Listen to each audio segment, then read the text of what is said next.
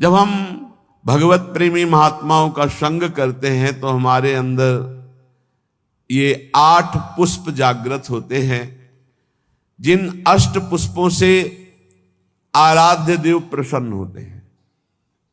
अगर ये 8 पुष्प नहीं तो आपकी पूजा अधूरी मानी जाएगी।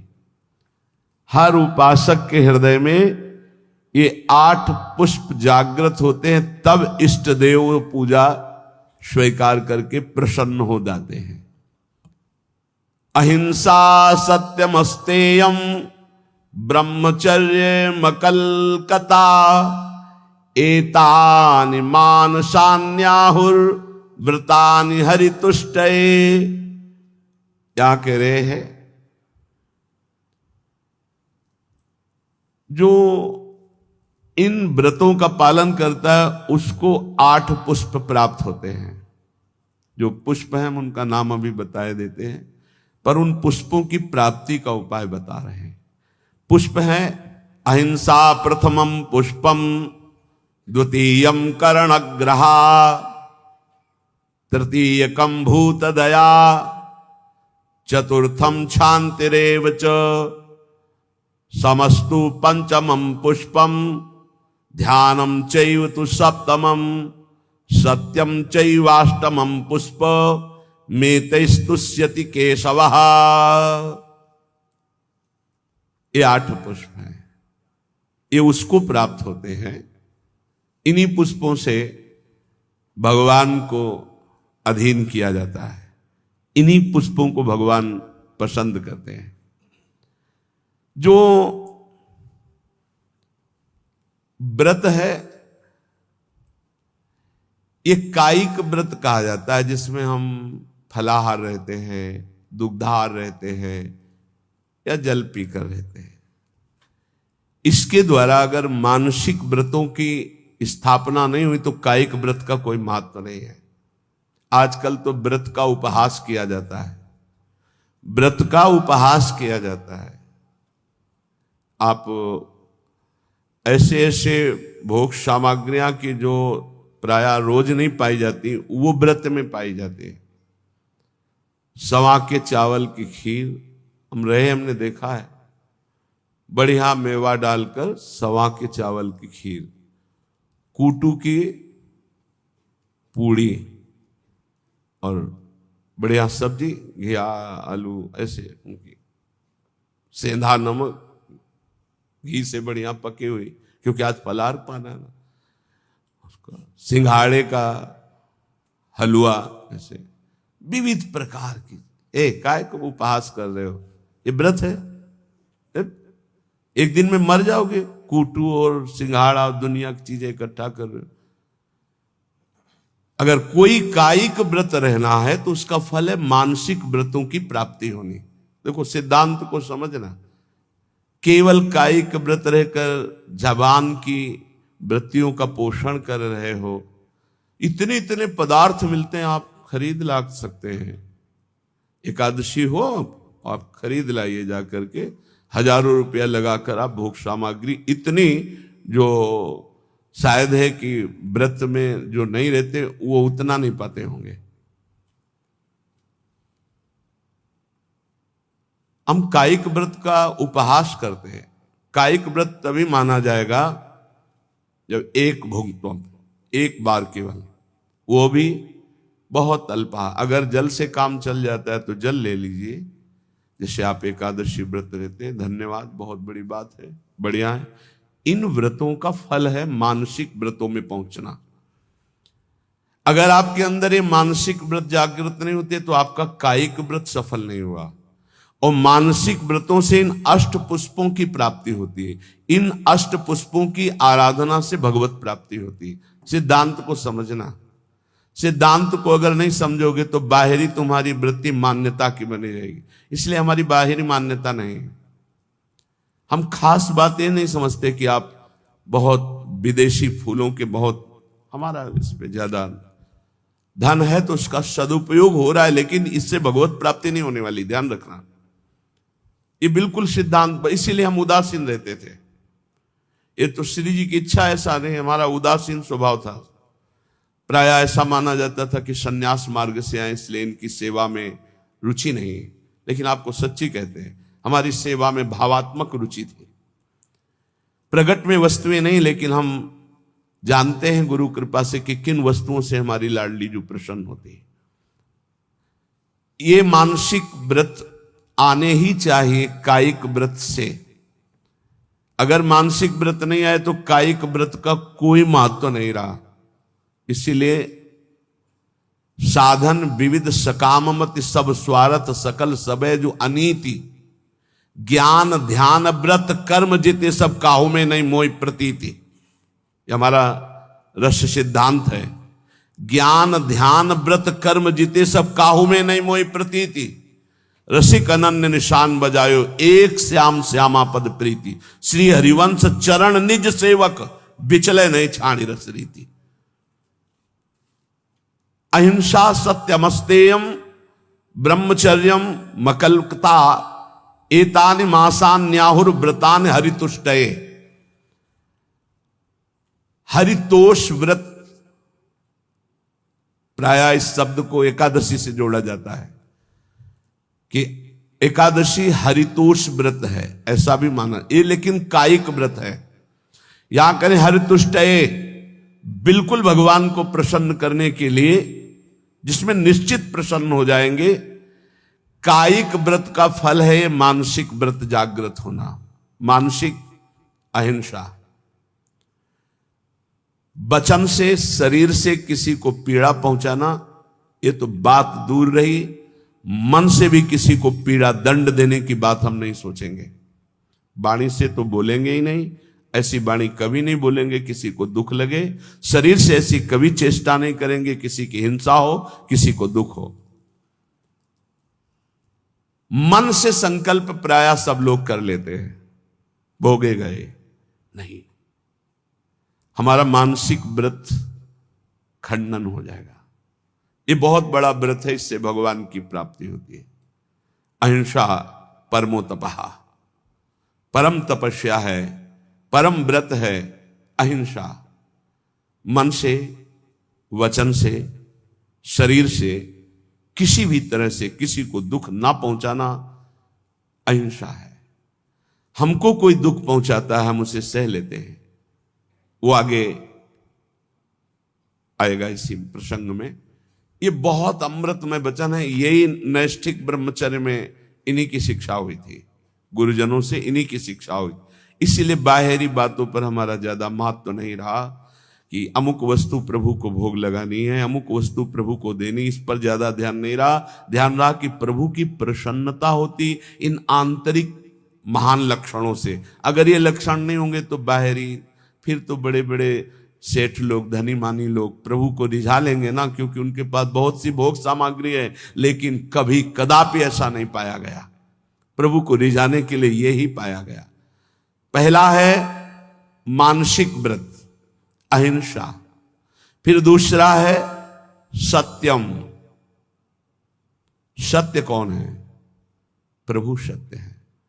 भगवान को सत्य नारायण कहा गया, भगवान को सच्चिदानंद रूपाय, सच्चित आनंद रूपाय कहा गया। सत है प्रभु। यदि हम प्रभु का नाम जप कर रहे हैं, प्रभु के चरणों का आश्रय लिए हैं, तो हम सत का आश्रय लिए हैं, सत का जप कर रहे हैं। यदि संतों का संग करें तो सत संग कर रहे हैं। हमारे अंदर सत विचार हैं, हमारी सत क्रियाएं हैं, तो हमारी वाणी भी झूठ नहीं बोलनी चाहिए। सत भाषण है, सत संभाषण है, सत वार्ता है, वो सत है, वो सत्य है।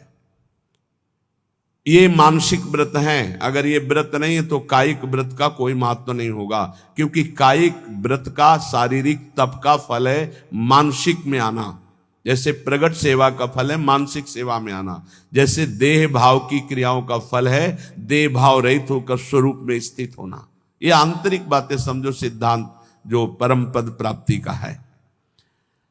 तीसरा है अस्तेयम, किसी की भी कभी कोई वस्तु ना उठाना, चोरी ना करना। जैसे माना कि मार्ग में तो आपका क्या अधिकार है? आप वैष्णव हैं, बिल्कुल वैसे ही पड़ा रहने दो, या आसपास कोई हो तो अपना उठा लेगा, कोई वहां से निकलेगा पूछेगा तो उसको मिल जाएगा। अगर हम उठा लिया तो हम दूर जा रहे हैं, अब वहां वो लौट के आएगा, वस्तु नहीं मिलेगी, आसपास पूछेगा तो वहां नहीं मिलेगा। हमारा कर्तव्य बनता है हम बिल्कुल उससे निरपेक्ष हो जाएं। अगर हमारी अपेक्षा बनती है तो आसपास जो दुकान है या कोई है तो उससे वहां, अगर कोई नहीं है तो आप वही छोड़ दीजिए, वो लौटेगा तो ले लेगा, नहीं जिसके भाग्य में होगा लेगा, हमारा अधिकार नहीं। पड़ी हुई वस्तु भी हम ना उठाएं। फिर दूसरे की चोरी करना तो हो ही नहीं सकता, चोरी कैसे कर सकता है वैष्णव होकर। अस्तेयम, ए बिल्कुल पकड़ लीजिए, अगर भगवत प्राप्ति करनी है तो कूटू और सिंघाड़ा के आटा से व्रत नहीं होता, ये व्रत होते हैं। ये कह रहे हैं मानसान न्याहुर व्रतानि हरितुष्टये, इन व्रतों से भगवान निश्चित प्रसन्न होकर आपको दर्शन दे देंगे। चौथा ब्रह्मचर्यम, ब्रह्मचर्य, ये बहुत सुंदर व्रत है, बहुत महिमाशाली व्रत है। बड़े भाग्यशाली हैं, बड़े कृपा पात्र हैं जो इस व्रत को धारण करते हैं।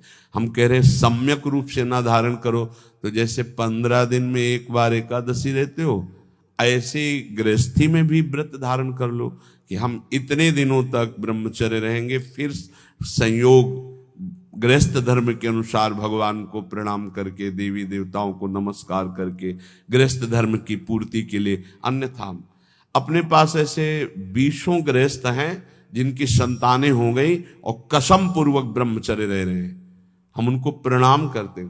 मतलब बिल्कुल कहीं 100 में 1% भी हमें अविश्वास नहीं उनके प्रति। 100 में ऐसा हो सकता है कि 90% हम कह सकते हैं, 10%, 1% भी नहीं, क्योंकि उनके आचरण और उनकी निष्ठा और उनका समर्पण बताता है और उनका चेहरा बताता है, उनके नेत्र बताते हैं कि वो ब्रह्मचर्य से हैं। बच्चे हो गए, समझ में आ गई बात कि अब हमारा उद्देश्य पूरा हुआ, गृहस्थ का परमार्थ का पूरा करते हैं। और नियम पूर्वक 20 परिवार ऐसे हैं, बहुत सुंदर ढंग से चल रहे हैं। बड़ा मुश्किल होता है इस धर्म का पालन, ये जो मानसिक व्रत हैं बहुत मुश्किल के, और इन्हीं से भगवत प्राप्ति होती है। ब्रह्मचर्य, इसमें महत्व बुद्धि रखने से रहा जा सकता है। ब्रह्मचर्य का महत्व, वीर शक्ति का महत्व जिसके हृदय में जागृत हो गया, चाहे स्त्री शरीर हो चाहे पुरुष शरीर हो, भगवत प्राप्ति के महत्व का प्रकाश इसी ब्रह्मचर्य से होता है। सच्ची मानना, ये जो आपका मन निरुत्साहित हो जाना, शरीर में पीड़ाएं होना, समय से दिनचर्या ना होना, प्रमाद स्थितियों का बढ़ना, कई जगह अंगों में पीड़ाएं होना, ये कई त्रुटियां होती हैं, इससे जो ये परेशानियां आती हैं। अगर ब्रह्मचर्य है तो आप जैसे अग्नि में भूमि पे चलना हो तो कैसे चलेंगे, ऐसी उसकी चाल होने लगती है। इतनी तीव्रता, इतनी उज्ज्वलता, इतनी उसमें चेतना शक्ति जागृत होती है कि हर काम में उत्साह, रात दिन मेहनत करने पर भी कभी थकान नहीं, नींद ना लेने पर भी प्रमाद आलस्य नहीं। बहुत से महान सद्गुण ब्रह्मचर्य में चले। आज के डॉक्टर जन जो शास्त्र को नहीं जानते हैं, वो कहते हैं ब्रह्मचर्य छीण करो नरक मिलेगा जैसी शिक्षा दोगे। ये प्रश्न उत्तर देने वाला अगर चूक कर जाए तो नरक मिलता है, ध्यान रखना। ऐसा नहीं कि एकांतिक में प्रश्न जो करे उत्तर मनमानी दे दो तो उत्तर देने वाले को नरक मिलेगा, क्योंकि तुमने जो बोला है वो स्वीकार किया जा रहा है समाज में, तो तुमको अगर ज्ञान नहीं तो उत्तर दे दिया तो नरक मिलेगा। ये बिना शास्त्र सम्मत उत्तर देने वाले, इनकी नारकी गतियां होती हैं। अब आपने शारीरिक संविधान का ज्ञान प्राप्त किया है तो आप भागवतिक संविधान को मानने की चेष्टा करें। आप भागवतिक संविधान का खंडन न करें। आप केवल शरीर के अंगों का ज्ञान प्राप्त किया है कि कौन सा अंग कैसे क्या चलता है, लेकिन ब्रह्मचर्य पर बोलने की सामर्थ्य तुम्हारी नहीं। तुम ब्रह्म के ज्ञाता नहीं हो, तुम शास्त्र के ज्ञाता नहीं हो, तुम डॉक्टर हो केवल अंगों के, शरीर के, बाह्य एक ढांचे के, वो भी सूक्ष्म शरीर के नहीं, केवल स्थूल ढांचे के हो। तो स्थूल ढांचे की आपको सुधार वाली बात बतानी है, कैसे रोग निवृत्ति होती है। ब्रह्मचर्य नाश करना, ये तुम कौन से सिद्धांत से बोलते हो? किस सिद्धांत से? छोटे छोटे नवीन अवस्था के बच्चे तुम्हारी बात मान करके और नष्ट होते चले जा रहे हैं। 8-8 बार 10-10 बार वो ऐसी चेष्टाएं करके इस दशा को प्राप्त हो गए कि सामने आके कहते हैं, एक अधिकारी का बच्चा, वो अधिकारी भी बैठे थे अपनी पोजीशन में, सिर्फ आपका वीडियो सुना तो आपको बताने आया हूं, मुझे बचा लीजिए। ऐसे बैठे थे, बिल्ला लगाए, मुझे बचा लीजिए, नहीं मैं अपना शरीर दे आऊंगा। नहीं नहीं बच्चा, नहीं, बिल्कुल नहीं, तुम बिल्कुल ठीक हो जाओगे, तुम एक बार हिम्मत करो, हमारी बात को मानो, हमारे पास कोई औषधि जादू टोना नहीं, केवल हमारी बात मान लो, भगवान तुम्हें शक्ति देंगे, तुम इससे निकलो, इससे निकलो। ये ब्रह्मचर्य बहुत बड़ी अमृत वस्तु है, हमारी प्रार्थना मान लीजिए। ये मन जब बहुत, तो भगवान छूट दे देते हैं। देख लो, जब तुम्हें घृणा हो जाए, जब तुम्हें लगे कि नहीं करना चाहिए, तो मुझे बताना, मैं तुम्हें सामर्थ्य दे दूंगा। आपको सामर्थ्य मिलेगी। आप जिस दिन से सोच लेंगे कि वास्तविक मुझे अब अपने जीवनी शक्ति की रक्षा करके भगवत प्राप्ति में ये हमें व्रत रखना है, ब्रह्मचर्य व्रत, अलग अलग ब्रह्मचर्य व्रत है। गृहस्थ में शास्त्र सम्मत एक पत्नी व्रत और संतानोत्पत्ति के लिए ऐसा संविधान किया गया है। अगर आप उसके विपरीत चलते हैं तो फिर आप व्यभिचार प्रवृत्ति में हैं। परमार्थ में चलने के लिए पूरा अधिकार गृहस्थ का है। ऐसा ना सोचे कि गृहस्थी में होने के कारण मेरा मोक्ष नहीं हो सकता, या भगवत प्राप्ति नहीं हो सकती, या मैं ब्रह्मचारी नहीं कहा जा सकता। कहा जा सकता है। जिसने पाणिक ग्रहण संस्कार नहीं किया तब तक ब्रह्मचर्य रहा, फिर पाणिक ग्रहण किया तो एक पत्नी व्रत, और वो केवल संतानोत्पत्ति के लिए, और जब संतानें हो गई तो ब्रह्मचर्य, वो पूरा जीवन ब्रह्मचारी माना जाएगा। शास्त्र सम्मत बात कह रहा हूं। और वैरागी तो ब्रह्मचारी होता ही है, जो भगवत प्राप्ति करना चाहता है, नैष्ठिक ब्रह्मचर्य। अहिंसा, मन वचन कर्म से किसी को भी पीड़ा या हिंसा न करना। देखो, मच्छर का स्वभाव है वो खून पीता है, भगवान ने उसका स्वभाव बनाया है। हमारा कर्तव्य ऐसे करना नहीं है, हमारा कर्तव्य उसको निकाल देना है, उसको उड़ा देना है। अगर हमारे को बहुत परेशानी, तो मच्छरदानी की रचना भगवान ने कर दी है, आप मच्छरदानी लगा लीजिए, आप उससे बचने की व्यवस्था कर लीजिए, उसको मारने का अधिकार नहीं। ये हम भागवत से बोल रहे हैं, श्रीमद् भागवत में जहां नरकों का वर्णन है, वहां इसका वर्णन है कि जैसे बिच्छू है, सर्प है, मच्छर है, डांस है, खटमल है, इनका रचना ही भगवान ने किया है और इनका स्वभाव ही है। वो ये नहीं जानते कि मैं खून पी रहा हूं तो इसको पीड़ा होगी, नहीं। उसका आहार, जैसे हम गाजर, मूली, ये सब वस्तुएं पाते हैं बड़े स्वाद से, मुझे नहीं पता है कि ये जीव है। ठीक जीव वैसे ही वो है जैसे अन्य जीवों में है भगवत चैतन्य शक्ति। आप देखो, मूली है हरी भरी ऐसे, और उखाड़ लीजिए, थोड़ी देर में वो मुरझा जाएगी, अर्थात वो जीव गया, जो मूली में था वो गया। अब वो जीवे जीव, आहार जीव बिना जीवे नहीं। तो हमारे लिए जो शास्त्र सम्मत है उसे हम बड़े आराम से पाते हो, मुझे पाप नहीं लगता। ऐसे ही जब मच्छर खून पीता है, उसको ये नहीं लगता कि मैं किसी का खून पी रहा हूं, उसको लगता मैं अपना आहार ले रहा हूं। अब उस आहार लेने में हमको पीड़ा हो रही, इसलिए हम उसको हटा देते हैं, उसको उड़ा देते हैं। हो गया उसका तो काम, एक ही में वो उसको तो मारना अपराध हो जाएगा। ऐसे हुआ, मर गया, स्वाभाविक, वो बात अलग है। किसी भी जीव की हिंसा ना हो, यह भगवत प्राप्ति के लिए अत्यंत आवश्यक है।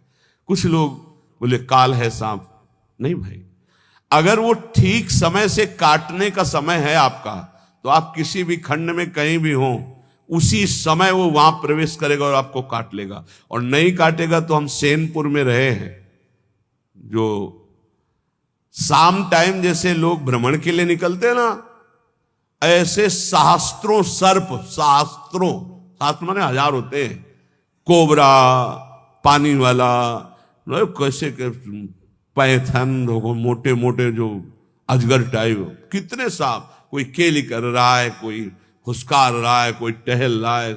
इतना भारी जंगल, जिधर जाओ उधर सांप ही सांप।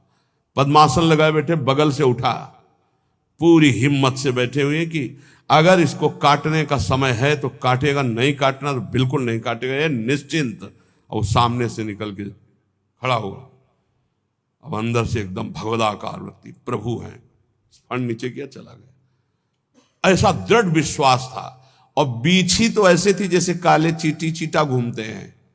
कि हम जब कभी कोई सैनपुर का आवे, तिवारीपुर गंगा के किनारे, तो पूछ लेना, वहां दोपहर के समय भले कोई गंगा नहाने चला जाए, नहीं वहां दिन में सुबह और शाम तो कोई जाता नहीं था, रात्रि में तो केवल 2 लोग रहते थे, एक सिद्ध पंजीरी बाबा और एक अपले वहां, तीसरा कोई। दोपहर के समय वहां भले कोई आ जाए, सुबह शाम वहां इन जीव जंतुओं की ऐसी बाहुल्यता, कभी भी ऐसे टच नहीं किया, कभी नहीं टच।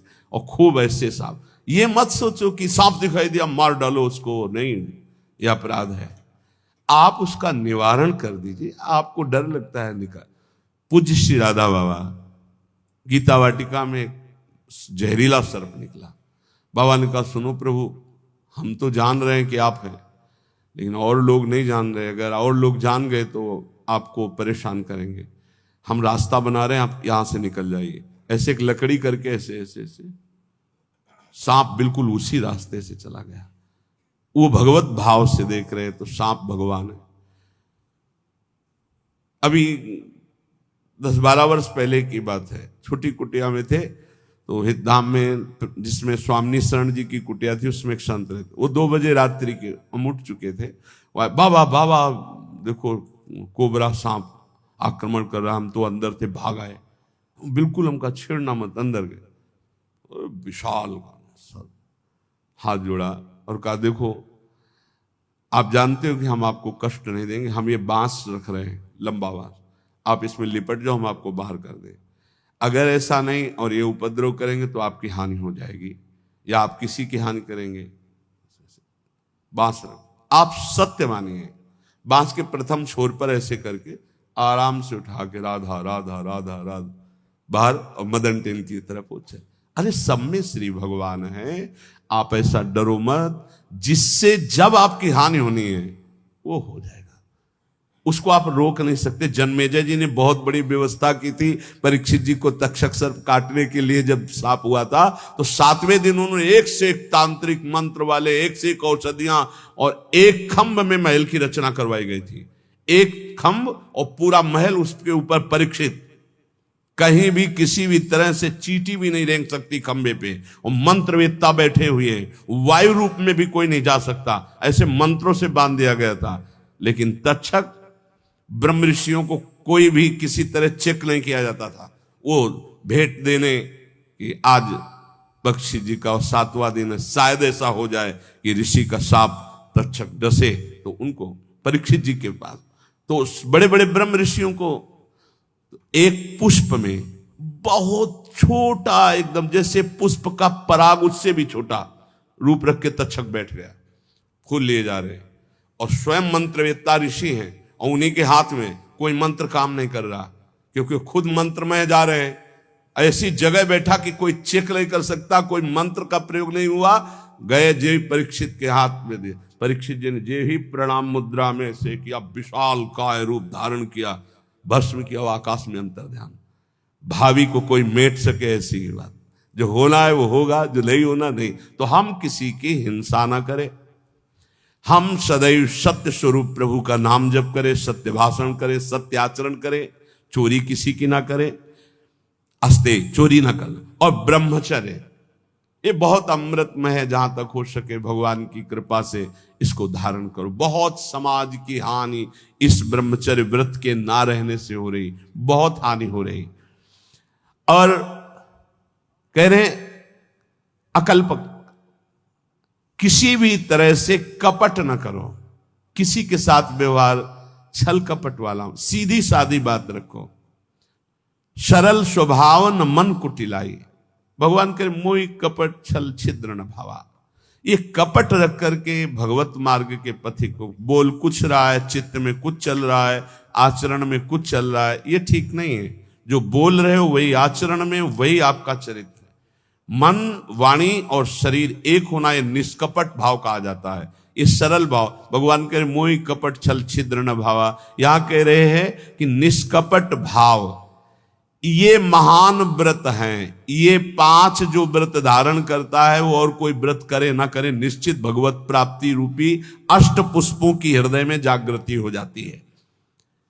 अहिंसा सत्यमस्तेयम ब्रह्मचर्य मकलकता एतानि मानसान्याहुर व्रतानि हरितुष्टे। कह रहे हैं कि जो कायिक व्रत है, एक भुक्तम तथा नक्तो मुपवासो मथाचितम, जो 24 घंटे में एक बार केवल भोजन पाता है उसे व्रतधारी ही कहते हैं। भले वो अन्न पर एक बार, कोई भी व्रत की पूर्णता एक बार पा, अगर 2 बार 3 बार तो व्रत नहीं माना जाएगा। नहीं, सुबह खूब आधा लीटर 1.25 लीटर दूध में चाय की पत्ती डाल के, आज एकादशी है ना, आज अमुक व्रत है ना, और वो लिया। फिर 10-11 बजे फल फ्रूट और सब ये खूब दबा के, और 4 बजे फिर 8 बजे रात्रि के। इसमें मत है ना कि तुम्हारा व्रत है, कोई व्रत नहीं है, कोई व्रत नहीं तुम्हारा हुआ। अगर आप एकादशी व्रत हो तो 24 घंटे में एक भुक्तम तथा नक्तो मुपवासो मायाचितम, अयाचित भाव से विरक्त को और धर्म पूर्वक कमाए हुए अर्थ से गृहस्थ को एक बार, व्रत हो तो किसी का दिया हुआ पानी भी मत पीना, नियम है। गृहस्थ हो तो आज तुम्हारा व्रत है, किसी का पानी नहीं, फलाहार की तो बात जाने दो। अपने घर में जो कुछ आपको मिल जाए वो एक बार 24 घंटे में अगर व्रत पूरा करना है तो एक बार, जल भले 2-3 बार ले लो, लेकिन खान पान का कोई भी सामग्री फलाहार या दुग्धार एक बार करो तो व्रत माना जाएगा। वैसे अगर 24 घंटे में एक बार अन्न पाता है तो व्रत वाला ही कहा जाएगा, उसका व्रत ही माना जाएगा। ये शास्त्र एक भुक्तम तथा नक्त मुपवास मयाचितम, अयाचित भाव से एक बार जो प्राप्त हो गया उसको शरीर, एक बार से प्राणों का पोषण अच्छा हो जाता है। जिनका भगवत कृपा से अभ्यास बन जाए तो देख लो, लेकिन बहुत ही कठिन है जिनका बाल भोग सुबह से हो चाय और बिस्कुट और नाश्ता, और फिर दोपहर में, फिर शाम के 4 बजे चाय नाश्ता, और फिर 8 बजे भोजन।